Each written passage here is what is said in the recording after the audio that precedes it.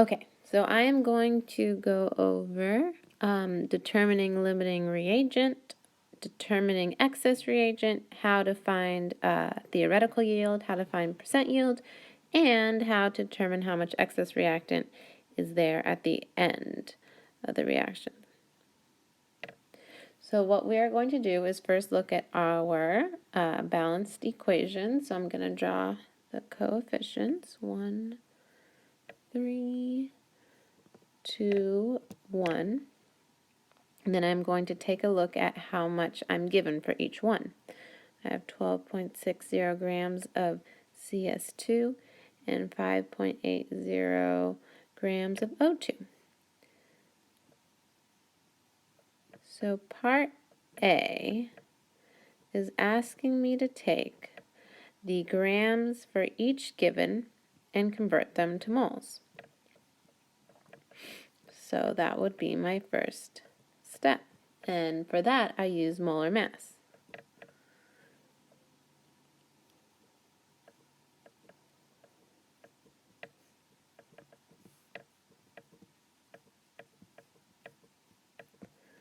And remember, we get our molar mass from the periodic table.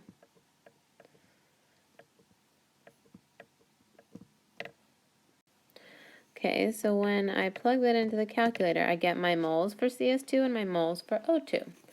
My moles for CS2 is 0.1655 moles of CS2 and 0.181 moles of O2. These two are both how much I am given, how much I have at the beginning of the reaction of CS2, how much I have at the beginning of the reaction for O2. Next step is to determine which one is limiting. So I'm going to just take my moles of my first reactant, my reactant A, and convert it to moles of reactant B using my mole ratio. And that'll help me figure out which one is limiting. So when I take my given and convert it to my other reactant, I will get how much I need for a complete reaction.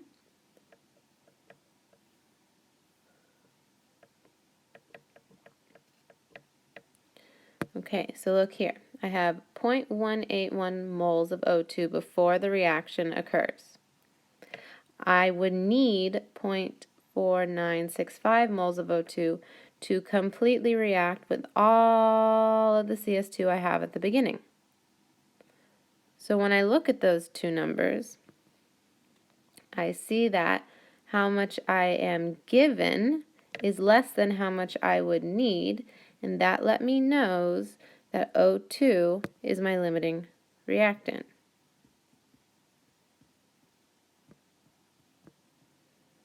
And therefore my other one is in excess. That is important information.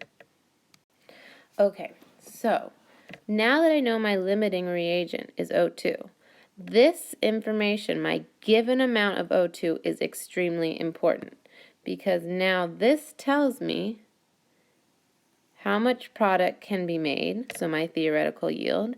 It also can give me the information of how much of my excess reactant is going to be used. So that is very important information. So for part C, how many grams of CO2 will be produced? I am going to use my given for my limiting reagent, O2. So I'm going to start with 0.181 moles of O2. I now want to know how many grams of CO2 there would be. Well, I have to take a look at my balanced equation because at this point I need my mole ratio. For every 1 mole of CO2, there are 3 moles of oxygen consumed. And because I asked for grams, of course, the one last step that I have to do here is my molar mass of CO2, which I would get from the periodic table.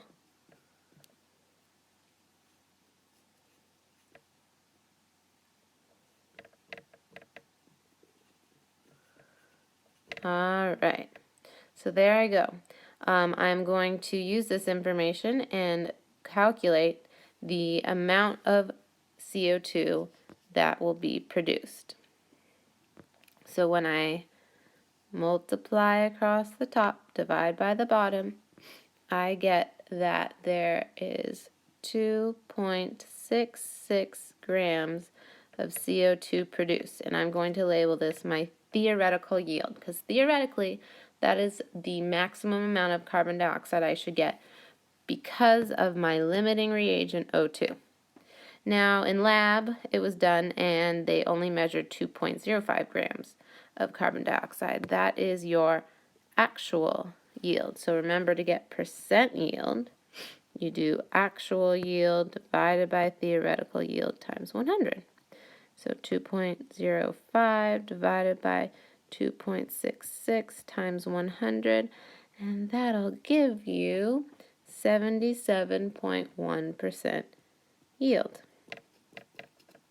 The very last step to this type of problem would be to ask how many grams of the excess reactant would be left over after all this happens. Well, again, it is very important that we look at our limiting reactant. Our limiting reactant is 0.181 moles of O2. When that runs out, the reaction stops. So we never get to use our whole amount of CS2 that was given. We're going to have some left over. So we need to use our 0.181 moles of O2 to determine how much CS2 was used. So that requires doing a mole ratio. 0.181 moles of O2 are going to be consumed, and because of the ratio that we have 1 mole of CS2 consumed for every 3 moles of O2, we get that 0.0603 moles of CS2 are needed in the reaction. And we know, because at the beginning, that we have 0.1655 moles of CS2 to begin with. Here comes our subtraction.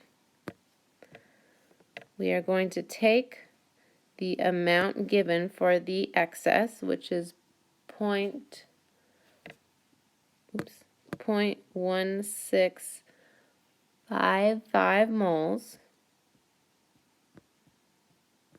given, and subtract out how much we need for the reaction to occur, and that will give us our leftover in moles. So our leftover in moles is going to be 0.105 moles of CS2. But the problem asked for grams, so I use my molar mass of CS2 to get my grams of leftover.